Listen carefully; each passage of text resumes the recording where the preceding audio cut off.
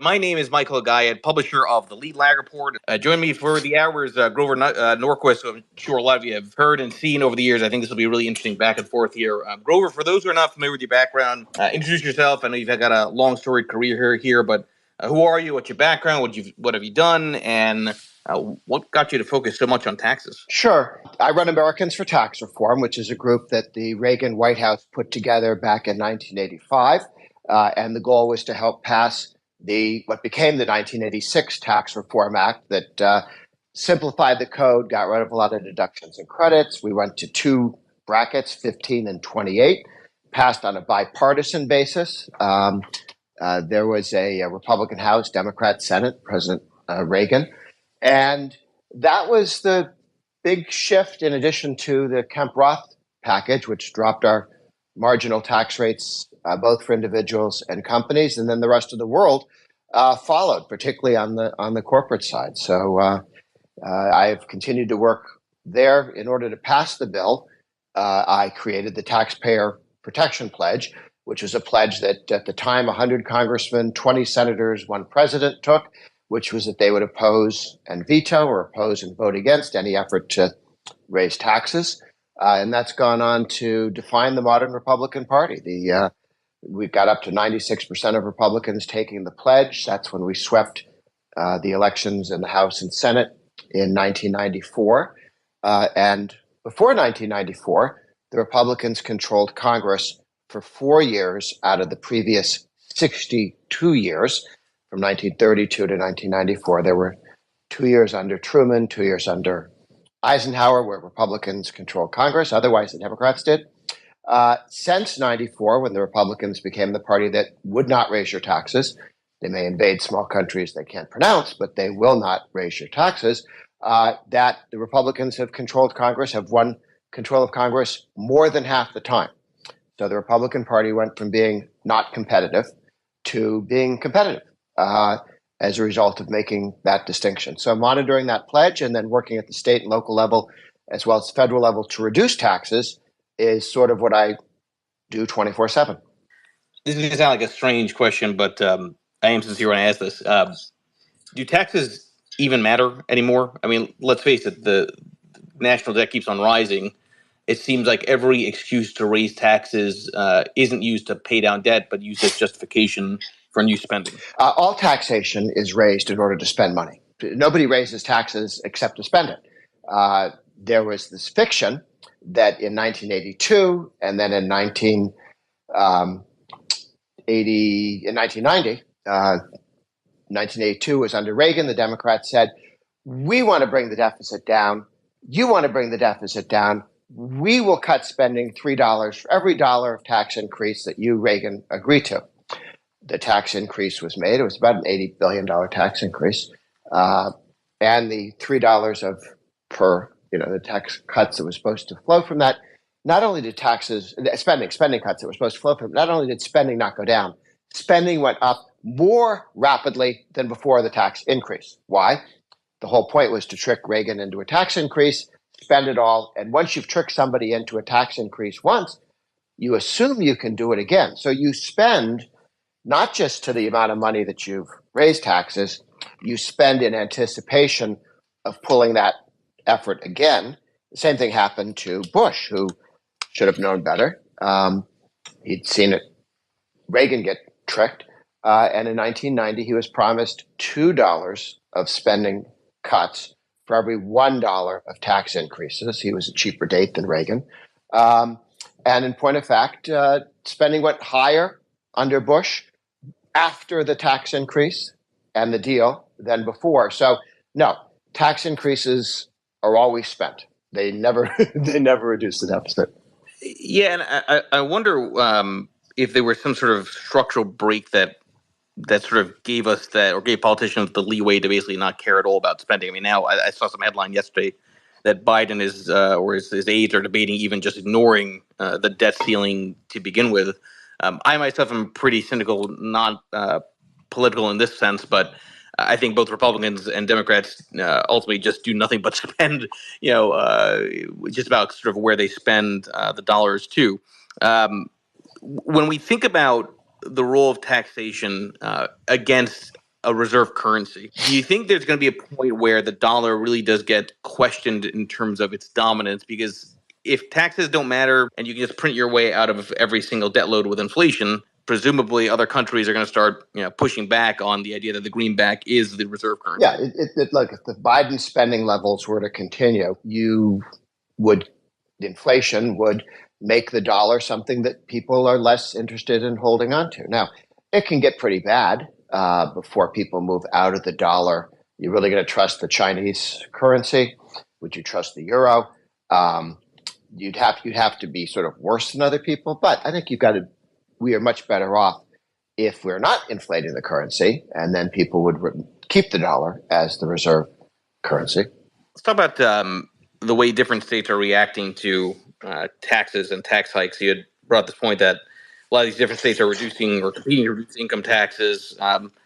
Again, it's not something I am particularly well versed in, but lay out for the audience sort of what different states are attempting to do, which are becoming more successful at it. Oh, sure.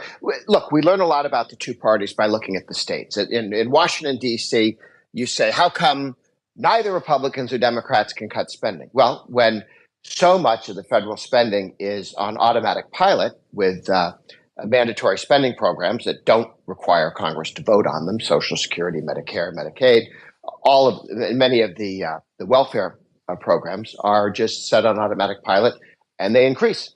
And unless you tackle them completely, you don't get any control over them at all. So the differences between the two parties are somewhat muted because you're only looking at defense spending and some of the non-welfare programs that the federal government runs, highways, things like that.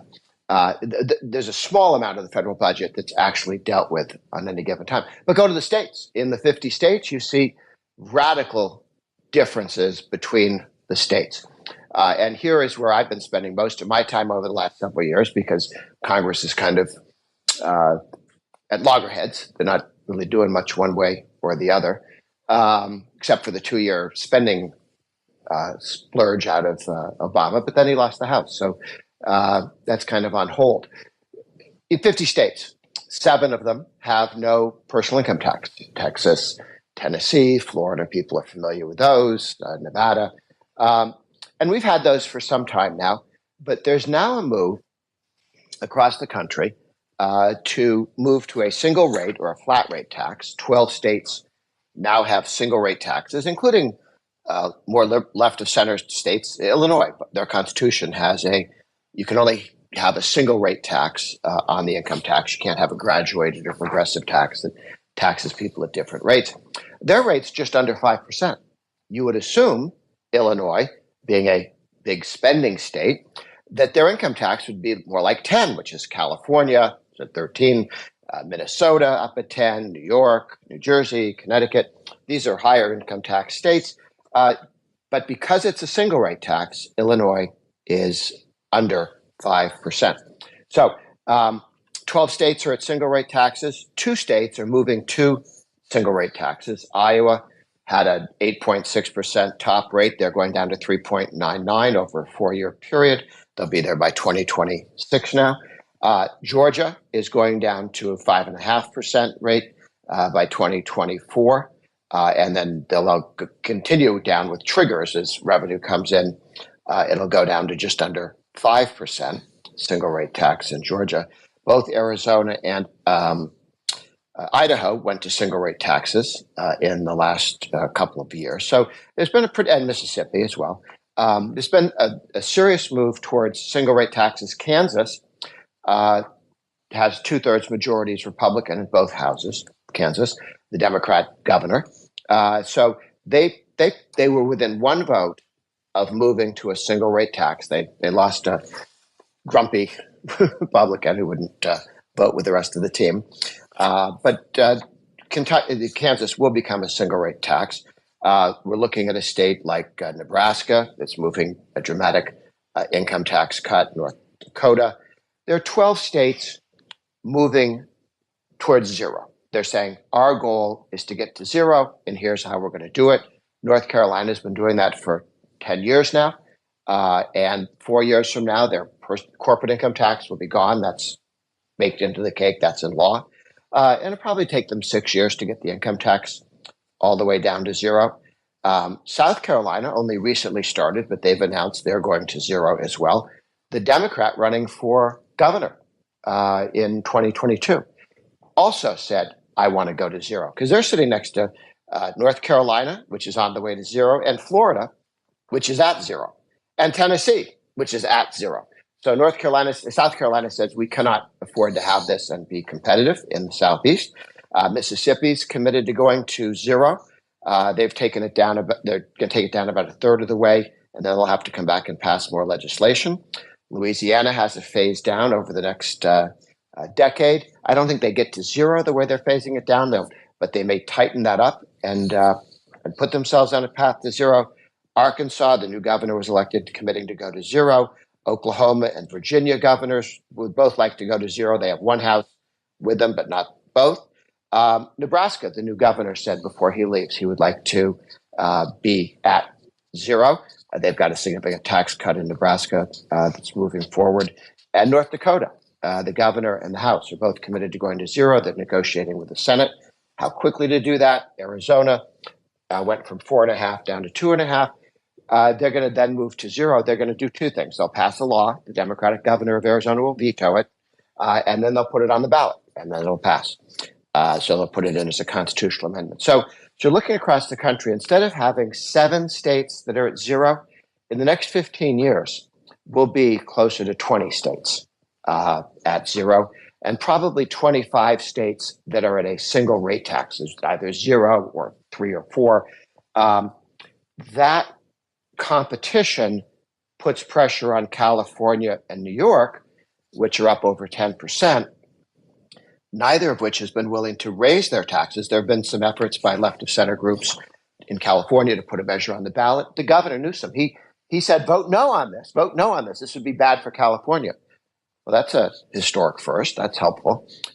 New York, the governor Cuomo there was adamantly opposed to raising marginal tax rates in New York because New York is not competitive when it comes to new investments. One could get to that point. We're not there yet. But if we continue the Biden level of spending growth, you would, in fact, get to the point where the amount of money you'd have to pay just to maintain the debt would go past it. But that's a ways out there. I do believe, short line, the only way to fix where we are right now is if the Republicans have the House, the Senate, and the presidency, is to take all the means-tested welfare programs, not Social Security, not Medicare, but all of the others, and block grant them to the states. Do for all the welfare programs, there are about 150 different means-tested programs, meaning you get a check not because you paid into Social Security or Medicare, but just because you're there. And block grant those to the states, as Bill Clinton did with aid to families with dependent children, now called TANF. And that dropped, aid to families with dependent children, dropped about 30% across the board when the states were able to run it and require people to work to have access to it. And you actually saw a significant decrease in the cost there. And there's been legislation that has been passed in the House 4 times, in the Senate once. This is during times when Democrats were president, so it didn't get enacted.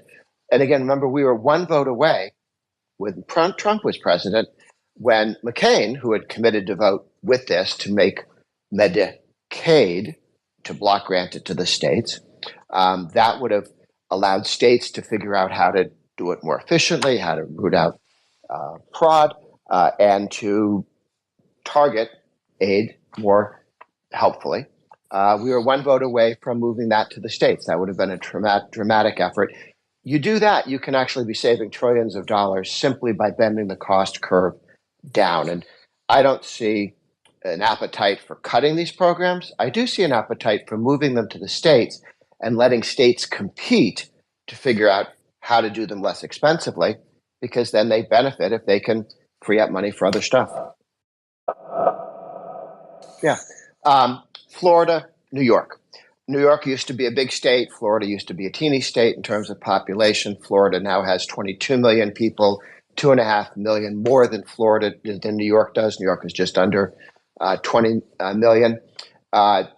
Florida state budget is this year 115 billion. It's a lot. And New York, with fewer people, their budget's twice as big, $230 billion. So New York has roads, so does Florida. Florida's are better. New York has schools. Florida does too. Florida's are better. New York spends twice as much on its state. What do they get for it? They have many more government workers. They have unionized government workers. They have government workers who work less hours and less days and have much more expensive benefits. And then they have pensions that you and I will never see. And so there is, between New York and Florida doesn't have an income tax. They don't have to go out and take $115 billion out of the Florida economy with an income tax to match New York because they spend less. And that is the difference. I mean, over time, if you don't have an income tax, which surges when there's economic growth, even temporary economic growth. When Reagan cut taxes in '83, you saw a surge in revenue across the country because the economy was growing so much more rapidly. 4 million jobs created, a lot of money came into the federal government, but a lot of money came into states. Some states spent every one of those dollars as if this was a permanent new rate of growth. Others didn't because they didn't have an income tax in Texas and Florida and Tennessee. So they didn't surge their spending because there was a temporary surge in revenue. States get confused when they see all this money come in. California did this. They had a big cashing in of people's capital gains taxes. A whole bunch of money came in. It was a one-time thing, but they spent as if this was the new annual budget. And then they had to go and try and raise taxes to chase after that. So I think if you look at those states that do not have an income tax, Tennessee, a lot of new investment in Tennessee, a lot of growth there. North Carolina, as they've been phasing their income tax to zero, has always had more revenue every year after they cut the income tax each year than before because people are moving to North Carolina and because jobs are being created in North Carolina. Ditto Florida, Texas. And if you compare the no-income states with the income tax states, by every metric in terms of economic growth, lower no-income tax states or lower income tax states do better. And they actually keep track of, there's a website, How Money Walks, which talks about not just the increased number of people who move from California, New York to Texas, Florida, Tennessee, but their income. And their annual income, the people are not just leaving as retirees, they're leaving and the income that Florida creates from all of the citizens in the state, not for the government, but in the state, is dramatically increased by people moving into Florida with real jobs and leaving New York and Massachusetts and Connecticut and New Jersey and California. So there's an emptying out. And this is, speeding up a bit. But what will happen when there are 20 states with no income tax, not just 7? It'll go faster. The argument is from some who advocate for larger government is people like all those government services, okay? I'm not sure a higher pension for government employees is considered a government service. It is certainly expensive. But on the assumption that people want more government, they do seem to be moving out of the states that offer more government as the option.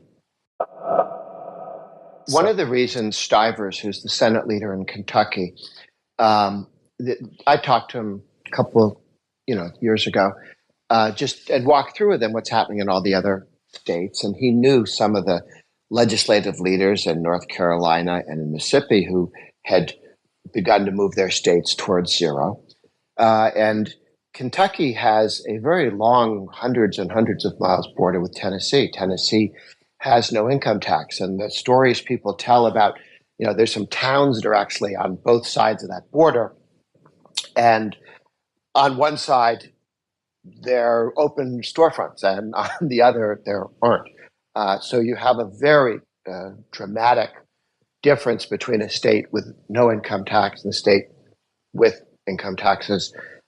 People simply, particularly if it's, we're talking about 5 miles here, people will move quicker than they will decide to pick up and move from New York to Florida.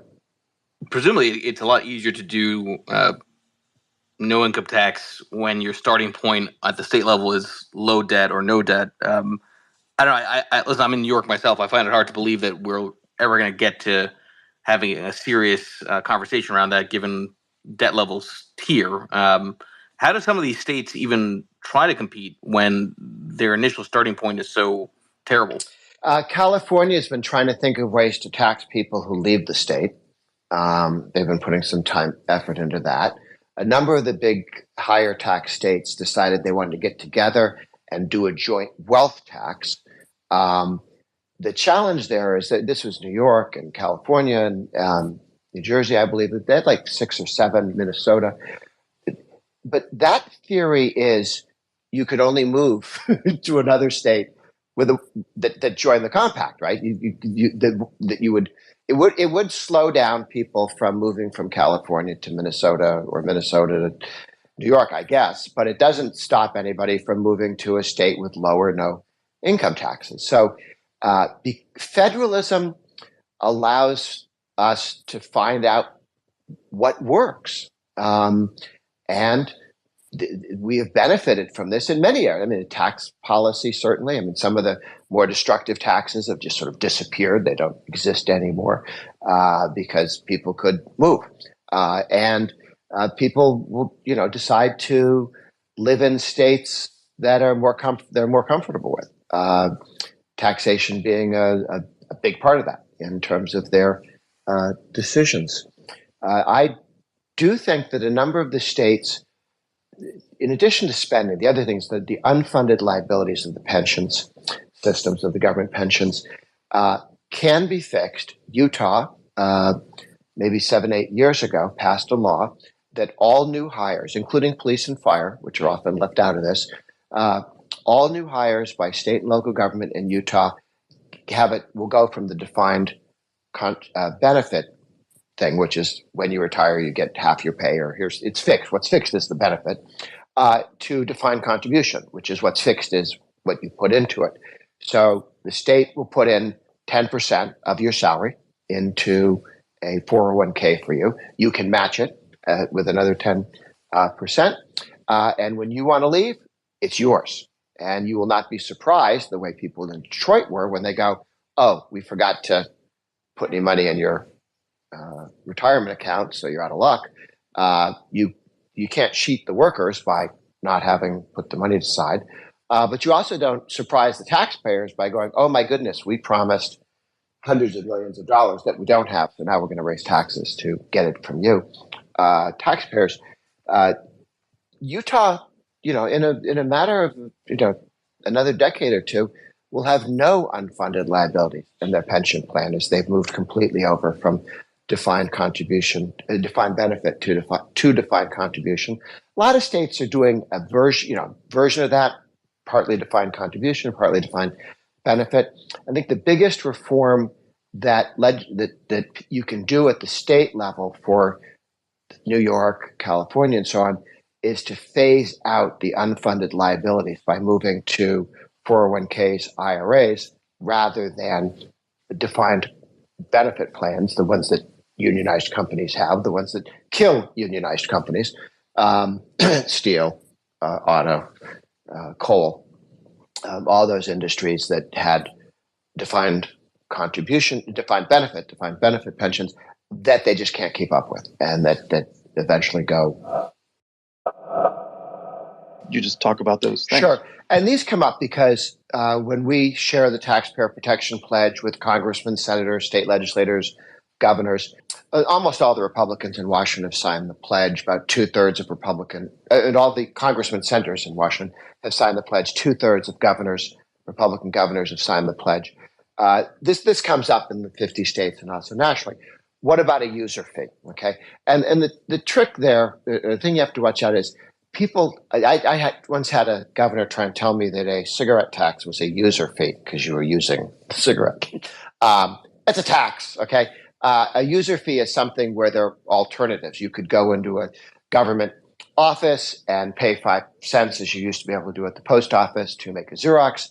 That fee, the 5 cents per copy, that's not a tax because there are other places to make Xeroxes. You have other choices.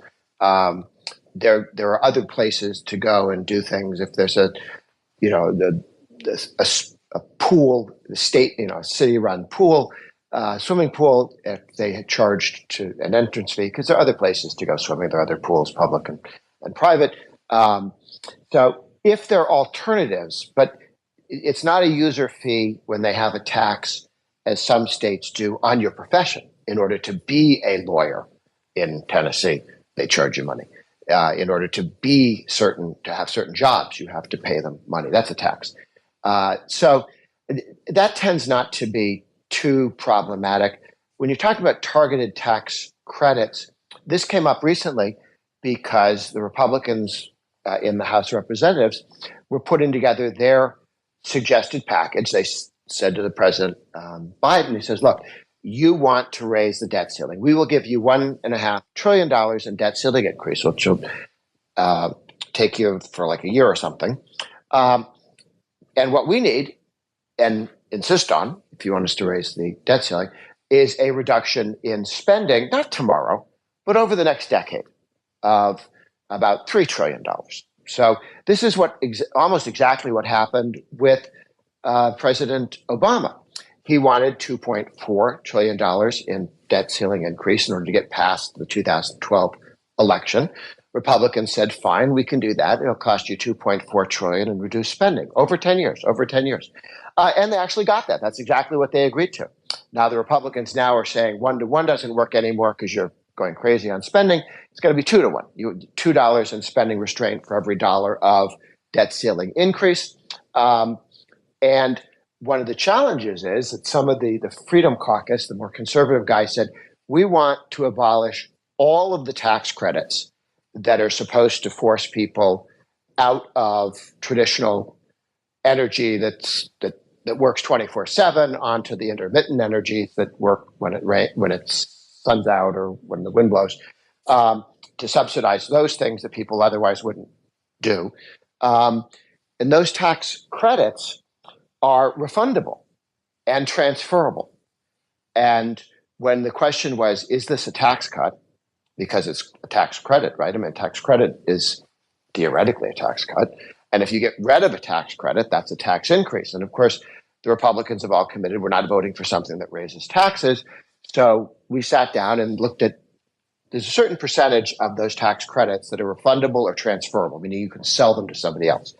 If that's the case, that's not a tax cut. That's spending. You may do it through the tax code, but it's spending. If it's an actual reduction in your tax liability, that's a tax cut. You may think it's a bad idea. I think a lot of targeted tax credits are not a good idea. It's just a way of trying to push people around and tell them what to do and force them to do things they wouldn't otherwise do. So some of those tax credits that are refundable or transferable that you can sell on the open market, that's cash. That's spending. But I would prefer, and this is where I came into all this, was on the 1986 tax reform, where the country, Congress eliminated deductions and credits and reduced the rates in a revenue neutral way. Matter of fact, the 86 bill was a small tax cut, $60 billion over a decade, but it was set up to be basically revenue neutral, had lower rates, broader base, fewer deductions, fewer credits, fewer using the tax code to tell people what to do, push them into one direction or another. I would certainly prefer fewer deductions and credits. I mean, some of the stuff is useful and necessary or important to various people, but to the extent you can have less of that and lower rates, it's less disruptive to the economy and less damaging to growth. Let's talk about another topic you want to get into here, which is the supersizing of the IRS. which is to me always amazing to think through, especially when there's so much talk now around AI and how artificial intelligence should be making things more efficient instead of the government's going the other way. You can argue. What's going on with all this talk around increasing the size of the IRS? Should people be nervous? Those that are conspiratorial, thinking that they're out to get more money from me. What are your thoughts on that? Yes. Well, it's more than talk. Congress has actually voted $80 billion to increase the number of people working at the IRS, 87,000 additional people, 87,000. It will, that's 3 times as many people as work in the Pentagon. It's a lot. It is a huge increase.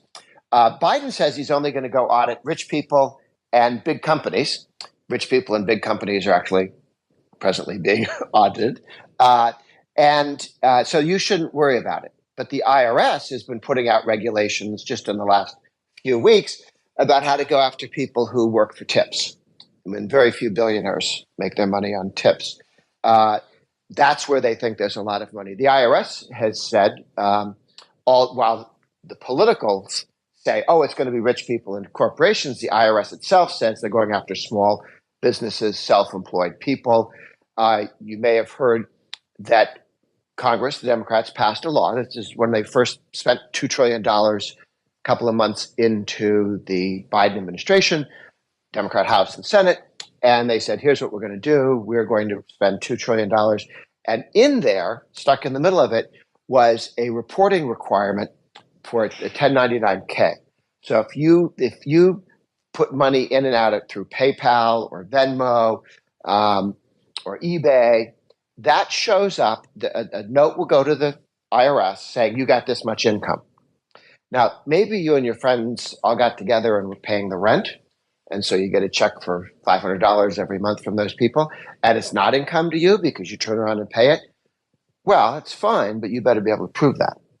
And when you go to eBay and take all your kids' clothes because they're not 5 years old anymore, and the bicycles, and you sell them on eBay or Venmo because you have a house yard sale, you better be able to prove that you have receipts for all of those things. Otherwise, that's income to you.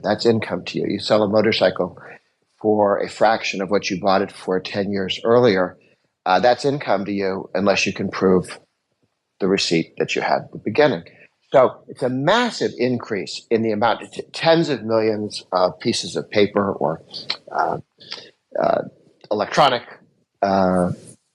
following of your privacy into Washington. And then, they will audit you because you haven't proved that this isn't, income. It's to go after independent contractors. It's to go after people who use Venmo and so on. None of these people are billionaires. None of these people are rich. And so it is the money that Congress thinks, Democrats in Congress think is out there is largely independent contractors, small businesses, self-employed people. That's their target. That's not the risk. That's not the rich. It's not, it's not big corporations, but that's where they're looking to get the additional money. Now, what has scared people is you can go find this stuff. The Treasury Inspector General reports where they've sort of go in and look at the IRS. The IRS has 4,600 guns and 5 million rounds of ammunition. 5 million rounds of ammunition, 4,600 guns. And they do raids at present. There was a spate of them that got some attention back in the 90s during the Clinton years. They were, kicking doors open in people's houses at 5 a.m, waving guns at children, going into small businesses and kicking down doors and waving guns and taking all of their computers and so on, not giving them back.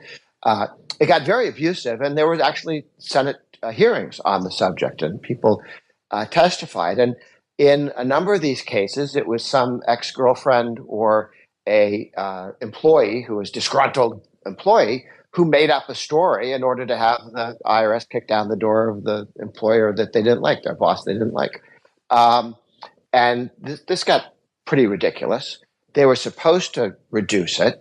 Now, under the new IRS funding, the IRS now admits, this is after the bill passed, they denied it until the bill passed, that they're going to hire 1,200 people who are going to be carrying guns. This is their new, policy. They've been advertising. They put up ads saying that they were looking to hire people who could work for the IRS and carry guns, and they had to be willing to use deadly force. You have to be willing to kill people if you want this job. They don't even ask you that in the ads for the Marines, for crying out loud. Then that was taken down, but they're back up. They're hiring in all 50 states with the you must be willing to use lethal force if you want to come and work for us. So because we're going to be sending you out with guns and you have to be willing to shoot people. This is a little unsettling. And the reason is not just nobody likes the door kicked down in the morning, that the IRS has done nothing to reform itself since they were having the earlier abuses. And there's been a series of, the IRS keeps track, or the Inspector General keeps track of how many times the IRS pulls the trigger with one of the guns. More than half the time that the trigger is pulled and a bullet goes out the gun, held by somebody who works for the IRS, more than half the time it was a mistake. Not meaning they shot the wrong guy, meaning they didn't mean to pull the trigger. If you know anything about range safety or common sense rules of gun, you never put your finger on the trigger until you're ready to pull it and you're aimed at something that you intend to destroy, people or things. And these guys are just pulling triggers, and they admit that people have been hurt and stuff has been damaged, but they retract that from their reports. So we do not know who's been shot by the IRS and what windows got shot out. And up until and asked what the training is these people have. The training they require, people haven't been going to the range. They haven't been training, which is why they're shooting things they don't mean to. So this is an unreformed IRS in terms of the use of guns, knocking down doors, and so on. And they're giving them more money without any reform. And all of the IRS cash and so on, there is no reform being required of the IRS. The IRS, you saw 2 years ago, somebody inside the IRS stole and gave thousands and thousands of people's tax returns and audits to a left-wing group called ProPublica, which has never given it back. The stolen stuff has never been returned. The IRS, to their best of our knowledge, hasn't asked for it back. And they went through, and this is all of the high income. They went after Bloomberg, who had the audacity to run against Biden. They stole Bloomberg stuff and handed it out to left-wing groups to go after him. They were trying to prove that somehow rich people weren't paying taxes. Well, that's not. They didn't find that. But they did coordinate a press conference with the Democratic senators, the guys who got the stolen material. So you wonder at what level there was communication between the people inside the IRS stealing your data, handing it to the outside group, and then the Democratic senators having a press conference all at the same time. Somebody knew what was going on and talked to other people. And when asked, the IRS has been repeatedly asked, the IRS head of the IRS, who stole the stuff, who released it. I mean, this is not, breaking into some tax attorney's office and stealing 5 returns. They had access to all of the returns. This is, from the very top level of support where this stuff happened. I mean, somebody at the very top of the IRS food chain had access to this stuff. There's been it's 5 years go to jail to do this. This is a crime. No one's been fired. No one's been arrested. Nothing has happened. And they said, you know what? We're so unhappy. We're so mad at you for that. We're going to give you $80 billion. I don't think the IRS considers that they've been asked to reform. all I can think about in hearing that was like possibly the next major Call of Duty type of video game where it's first-person shooter of IRS agents, which is beyond disturbing. That's a very good question, and I have no idea. They basically been canceling a lot of that stuff. But the level of fraud with all of that stuff that was going on during COVID was up over 25%. And I've met with some of the people who came up with the computer programs to drop that rather dramatically. But what they consider an acceptable level of fraud is frightening, and the fact that it was up way beyond that, I mean, in some cases 30-40%. They were writing out checks to people. People were sending in pictures of themselves wearing masks. It's like you can't believe that actually is what happened. And a lot of that money ended up in Nigeria and China, which China, Russia, Nigeria are the three countries that have the most sophisticated ways of getting in and using fraud in terms of getting people to send them stuff that they're not supposed to. I asked one of the guys who fights these things, and I said, why Nigeria? Why not Ghana? And he said, oh, Ghana does it too, but just not as much as Nigeria. So there are a lot of people overseas making a living off of some of the welfare checks, payment checks that get sent out without much oversight. Why isn't there more outrage over that? I mean, like, just hearing that makes my blood boil. I mean, is it just the media doesn't care? People just don't care? Well, the establishment press generally doesn't care. And it would there's a bias by the press for government, for more government, toward the government. If you're in the press, much of what you do is people either give you press releases or they leak to you, meaning they give it to you and not to everybody else. Because if they give it to you, then you owe them, and you will give them better press. So people whose entire careers, the next 30 years of their life, is going to be set by, will you be getting scoops from people who work for the government about stuff? And by the way, if you do investigative journalism that makes the government look bad, chances of getting scoops and having a career go way down. So it is not usual or expected that somebody would find out the level of. They don't look for corruption like that, because it makes the people who give them their scoops, which give them Pulitzer Prizes, unhappy and mad at them, and then they don't get the scoop. So there's a symbiotic relationship between the guys who leak stuff, the guys who print the stories. And if everybody got a press release, at the same time, then this wouldn't happen. But when you do a leak and you give it to somebody, not everybody, that's where the favoritism comes in, and where the journalist, tends to reward leakers with good press. On the Americans for Tax Reform website, the very top of it says, no debt hike without spending reform.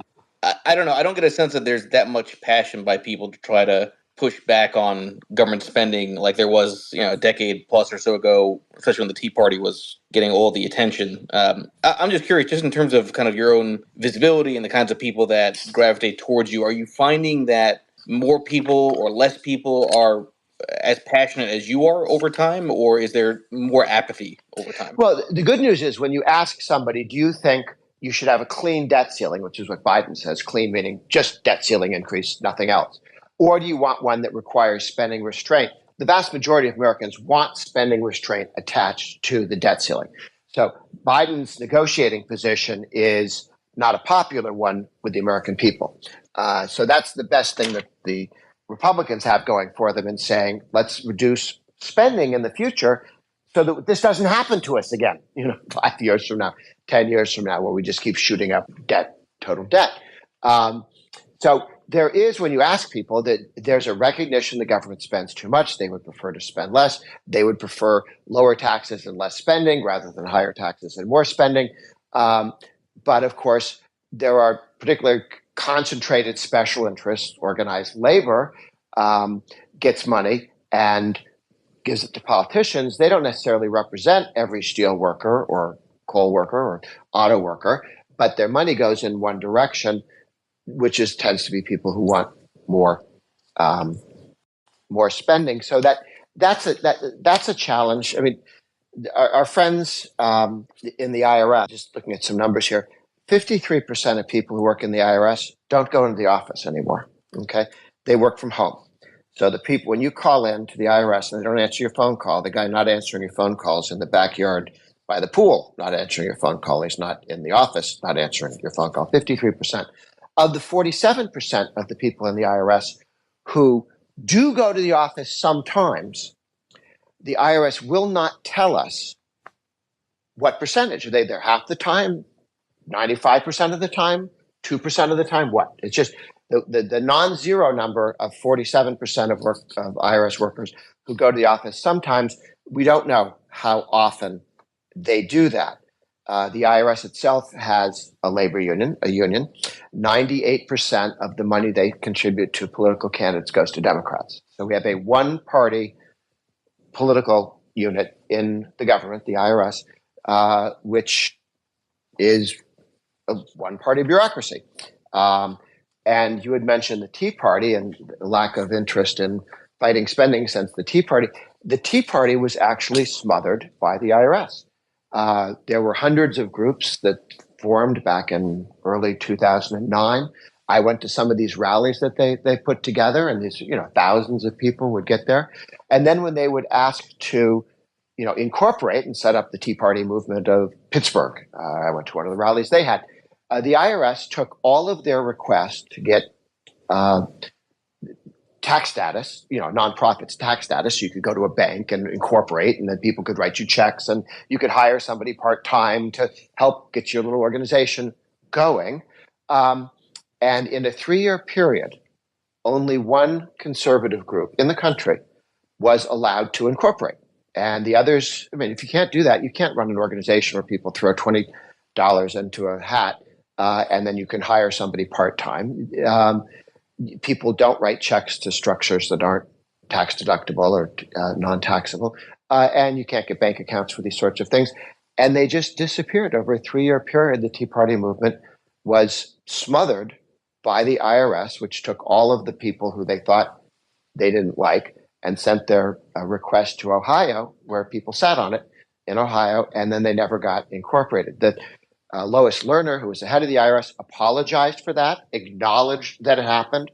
This is not there was a congressional hearings on the subject, so they admit that they spent 3 years destroying a political tendency in the United States through the IRS. And that Lois Lerner was the IRS chief who went to the White House more often than all the other IRS chiefs put together. So it's clearly a very political relationship with the IRS.